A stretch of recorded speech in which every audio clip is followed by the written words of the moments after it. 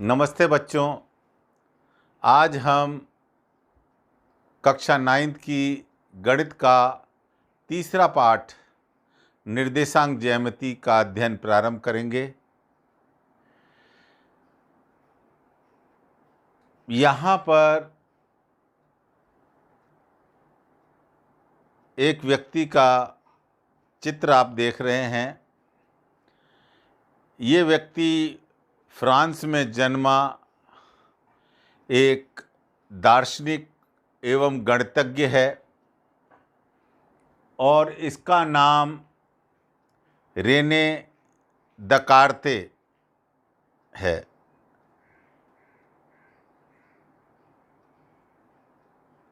हम सब प्राय सुबह बिस्तर में रहना पसंद करते हैं। ऐसा हम आलस के कारण करते हैं, लेकिन ये जो व्यक्ति रेने दकार्ते, इनको भी बिस्तर में लेटे रहना पसंद था, लेकिन ये आलसी नहीं थे। इसका कारण ये था कि ये बिस्तर में रहकर चिंतन करते थे। इनका मानना था कि बिस्तर में रहकर हम भली भांति से अच्छी प्रकार से चिंतन कर सकते हैं, गहराई से सोच सकते हैं और गहरे विचार आते हैं। और इन्होंने किसी तल में किसी बिंदु का निर्धारण करना सीख लिया था और ये कार्य भी इन्होंने बिस्तर में लेटे हुए किया था। जिस प्रकार भूगोल के अंदर किसी स्थान को निर्धारित करने के लिए अक्षांश और देशांतरों की आवश्यकता होती है, इन्होंने भी इसी प्रकार से किसी तल में बिंदु का निर्धारण किया था।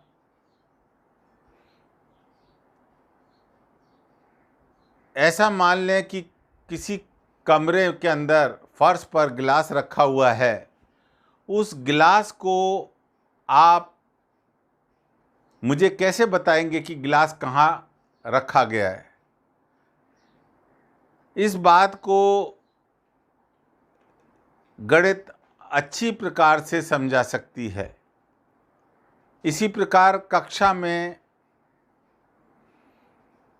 चेतन सिंह कहाँ पर बैठा हुआ है, तो जो कक्षा में पढ़ते हैं वो मुझे आसानी से बता सकते हैं कि तीसरी रो में बाईं तरफ का जो दूसरा छात्र है वो चेतन सिंह है। हम सिनेमा घरों में जाते हैं, टिकटों पर सीट नंबर लिखा होता है और सीट नंबर हम इसी प्रकार से ज्ञात कर पाते हैं, या हम वहाँ के गेट कीपर की मदद लेते हैं तो वो बताता है कि यहाँ से 5वीं रो में जाइए और उस रो में आप 5 सीट छोड़कर बैठ जाइए। तो ये सब बातें जो मैं आपको उदाहरण बता रहा हूँ, ये सब निर्देशांक ज्यामिति पर आधारित हैं। आइए हम निर्देशांक ज्यामिति को समझते हैं कि वहाँ पर किसी बिंदु का निर्धारण तल में किस प्रकार होता है। इन बातों को दक्कात्रे की जो किसी तल में बिंदु को ज्ञात करने की पद्धति को कार्तीय पद्धति नाम दिया गया। इसको समझने के लिए हम सबसे पहले संख्या रेखा से शुरू करेंगे। हमारी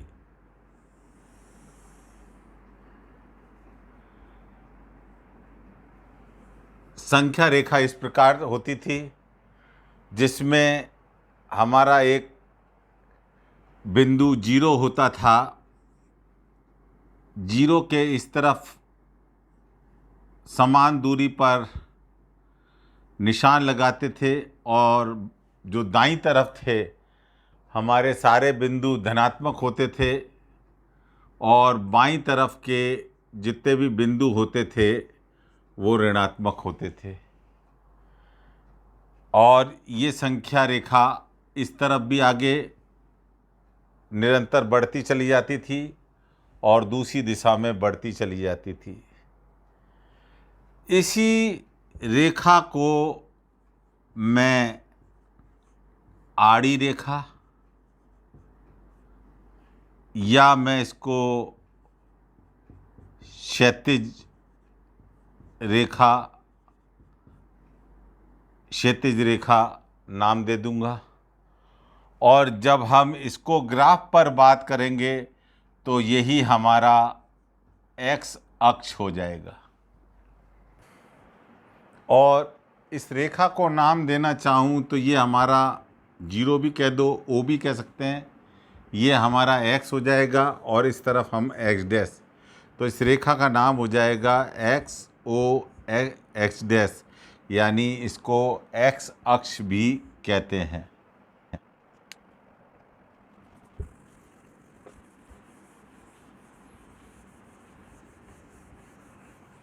अब हम एक तल के लिए दो रेखाओं की ज़रूरत होगी, दो विमाओं की ज़रूरत होगी। हमने एक विमा ले ली आड़ी रेखा या क्षैतिज रेखा, दूसरी विमा हमारी इस प्रकार हो सकती है जिसको हम खड़ी रेखा नाम दे देंगे। इसका जीरो यहाँ आ जाएगा। ऊपर की तरफ बढ़ेंगे तो हमेशा प्लस होगा, ये याद रखना बच्चों, और नीचे की तरफ बढ़ेंगे तो हमेशा माइनस होगा। ये भी नीचे की तरफ आगे भी बढ़ रही है, ऊपर भी बढ़ रही है। खड़ी रेखा नाम दिया है इसको। ऊर्ध्वाधर रेखा, ऊर्ध्वा का मतलब होता है 90 डिग्री की जो बनाती है, या इसको हम वाई अक्ष भी बोल सकते हैं। जो ग्राफ में हम तल में बात करेंगे तो ये वाई अक्ष होगा, ये वाई होगा ऊपर वाला और नीचे हो जाएगा वाई डैश। तो इसको नाम दे देंगे हम वाई ओ वाई डैश, ये नाम दे देंगे जो कि हमारा वाई अक्ष है। अब अगर इन दोनों को मिला दें, स्केल में तो आप जानते हैं कि यहाँ पर भी 10 भाग होते हैं बीच में, और अगर हम दोनों को ये हमारी आड़ी रेखा या आड़ा स्केल, और ये इसको हम क्षैतिज रेखा भी बोलते हैं। दूसरा एक नाम दिया था हमने एक्स अक्ष। एक्स अक्ष को हम क्षैतिज रेखा नाम दिया था। और क्या नाम दिया था? और नाम दिया था आड़ी रेखा, ये नाम हमने दिया था। ये हमारा स्केल है। ये हमारा जो ये जा रही है ऊपर, ये हमारा वाई अक्ष। ये क्या है हमारा वाई अक्ष। वाई अक्ष को हमने जो नाम दिया था, आपको ध्यान हो, ऊर्ध्वाधर रेखा। ये हमारी ऊर्ध्वाधर रेखा है। जहाँ पर ये दोनों अक्ष मिल रहे हैं उस बिंदु को मैंने नाम दिया है ओ, मूल बिंदु। जो हमारे आड़े स्केल में 0 या खड़े स्केल में 0, ये वो पॉइंट है। यहाँ से समान दूरी, समान इकाई पर ये पॉइंट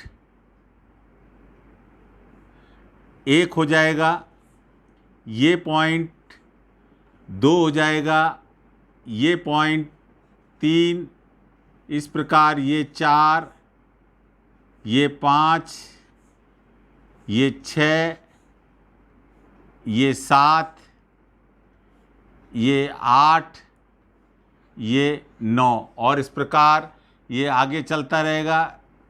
इसी प्रकार इधर आऊं तो ये -1, ये क्या हो जाएगा -2, ये -3, ये -4, ये -5, ये -6, ये -7 और इस प्रकार आगे चलता रहेगा। ऊपर की तरफ देखें तो बढ़ेंगे तो ये 1, ये 2, ये 3, ये 4, ये 5, ये 6, ये 7, ये 8, ये 9, ये 10, इस प्रकार से 11, 12 और आगे ये 13 आगे चलता रहेगा। नीचे की तरफ आ जाए तो ये -1 है, ये हमारा होगा -2 क्योंकि 1 ही आ गया, -3, -4, -5, -6, -7, -8, -9, -10 और इस प्रकार नीचे भी बढ़ता रहेगा। ये भी रेखा इस तरफ आगे जा रही है और ये आगे और जा रही है, यहाँ भी ये जा रही है। ये 0 मूल बिंदु और ये जो पॉइंट है इसके बीच में आपको मैं इंगित करूँगा, ये हमारा 0, इसके बाद देखो देखो इसमें भी 10 खाने हैं, इस 0 और 1 के बीच में 1, 2, 3, 4 और 5, पाँचवीं लाइन गहरी है, 6, 7, 8, 9 और ये 10। इस प्रकार प्रत्येक जैसे स्केल में 10-10 खाने होते हैं, यहाँ भी ये देखो 1, 2, 3, 4, 5, पाँचवीं लाइन गहरी है, 6, 7, 8, 9 और 10। तो इस ग्राफ के अंदर छोटे छोटे खाने हैं और उनका स्केल बना हुआ है। आधी लाइनें इस तरह से आड़ी लाइनें, क्षैतिज लाइनें और ऊर्ध्वाधर लाइनें हैं। अब मैं जो बातें आपको इसमें बताना चाह रहा था, जैसे ये जो हमारा O है हमारा मूल बिंदु और मूल बिंदु के जो निर्देशांक हैं 0,0, इसके निर्देशांक जो होंगे, इस बिंदु के निर्देशांक, इस जहाँ पर दोनों अक्ष एक दूसरे को काट रहे हैं, इस बिंदु के निर्देशांक होंगे 0,0।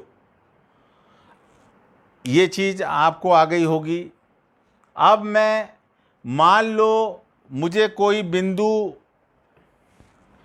इस ग्राफ पर दे रखा है, यहाँ पर कोई बिंदु दे रखा है P।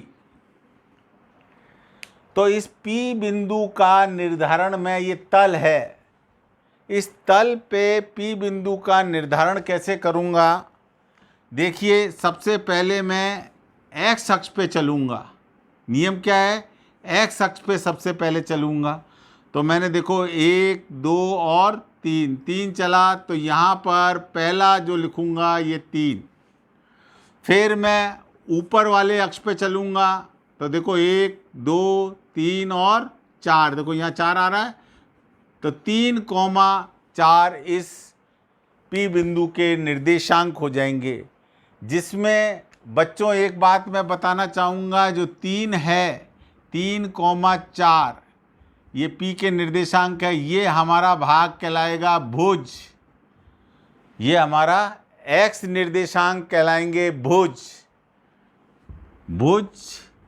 यानी x निर्देशांक,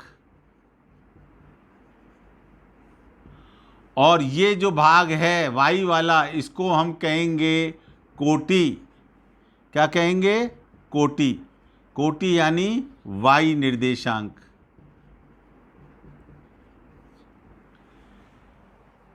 ये तो हमने किसी बिंदु को, इसको यहाँ पर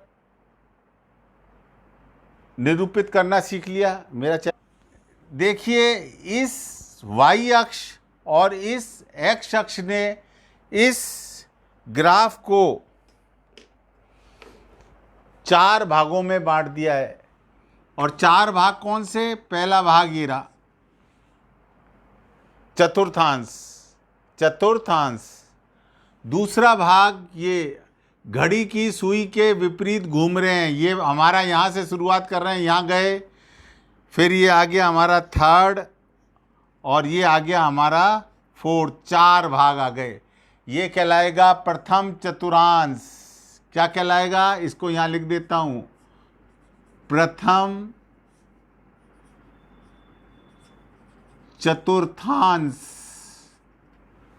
ये कहलाएगा द्वितीय, द्वितीय चतुर्थांश। ये कहलाएगा तृतीय चतुर्थांश, और ये कहलाएगा चतुर्थांश, चतुर्थ।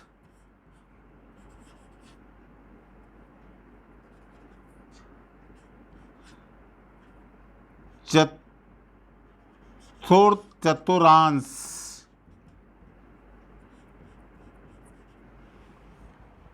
तो 4 चतुर्थांश में बट गया ये। अब यहाँ पर देखिए, तो यहाँ पर हम देख रहे हैं भुज भी प्लस का है और कोटि भी प्लस का है। ये देखो, यहाँ ये प्लस का आ रहा है, तो इधर जाएंगे प्लस, ऊपर जाएंगे प्लस, तो दोनों भुज और कोटि यहाँ पर प्लस के हैं। तृतीय में जाएंगे तो देखिए, अगर कोई बिंदु ले लेता हूँ, मान लो ये बिंदु ले लिया मैंने Q। इसके निर्देशांक पहले अपन x अक्ष पे चलेंगे, आड़े चलेंगे, कितना आया? -5, तो ये हो जाएगा -5। और ऊपर बढ़ेंगे तो ये तो 0 है, 1 और 2, तो ये ऊपर 2। तो यानी यहाँ पर जो भुज है वो तो माइनस है और कोटि किसकी है? प्लस की है। तृतीय में आ जाते हैं। मान लो मैंने ये बिंदु ले लिया कोई, तो यहाँ पर देखो 1 2 3 4 5 आएंगे। ये हमारा R बिंदु है, तो R -5, क्योंकि माइनस की तरफ है। और नीचे बढ़ेंगे तो देखो यहाँ भी 1 2 3 4 5, तो ये भी -5 है। तो यहाँ पे तृतीय में भुज और कोटि दोनों माइनस होंगे। इसी प्रकार अगर मान लो मैं कोई बिंदु ये ले रहा हूँ, ये हमारा S बिंदु है, तो सबसे पहले हम चलेंगे x अक्ष पे, तो 2 प्लस का आएगा। नीचे बढ़ेंगे -4, तो यहाँ पर भुज प्लस का है और कोटि माइनस की है। बच्चों, ये जो मैंने लिखा है, ये बिंदु जो है ना, इसको मैं दूसरा नाम दे देता हूँ, 2, है। और जो 2, है वो ये बिंदु है। ये यहाँ पर बिंदु आएगा और ये बिंदु आएगा 2, इसको अपन T नाम दे देते हैं। ठीक है। यहाँ पर ये दोनों प्लस के हैं, क्योंकि ये भी प्लस का है और ऊपर बढ़ने पे प्लस का आ रहा है। और जबकि इसमें Q, इस वाले भाग के अंदर जो भुज होगी वो माइनस होगी, और कोटि यानी ऊपर बढ़ेंगे, ऊपर बढ़ना यानी प्लस। तृतीय में आ जाएं तो देखो, हमें सबसे पहले x अक्ष में बाईं तरफ चलना पड़ेगा, माइनस का आएगा, और नीचे उतरना पड़ेगा, वो भी माइनस का आएगा, तो भुज और कोटि माइनस होंगे। इस प्रकार इसमें चलेंगे तो पहले भुज तो प्लस आएगा और कोटि क्या आएगी? नीचे उतरने पे माइनस। और जहाँ पर दोनों अक्ष काटेंगे ये हमारा मूल बिंदु होगा। यही हमारा मूल बिंदु है। इसको मूल बिंदु, और मूल बिंदु के निर्देशांक होते हैं 0,0। आशा करता हूं कि आपको ये समझ में आ गया होगा, और आज के लिए इतना ही काफ़ी।